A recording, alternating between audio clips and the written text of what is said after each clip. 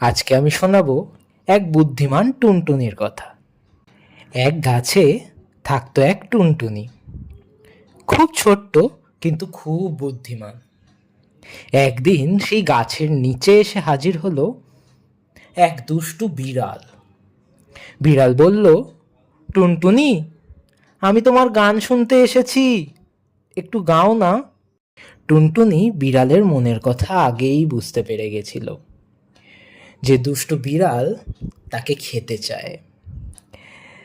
তাই টুনটুনি হেসে বলল, তুমি যদি সত্যি গান শুনতে চাও, চোখ বন্ধ করে গাছের নিচে বসো, আমি গান শোনাবো, তুমি শোনো।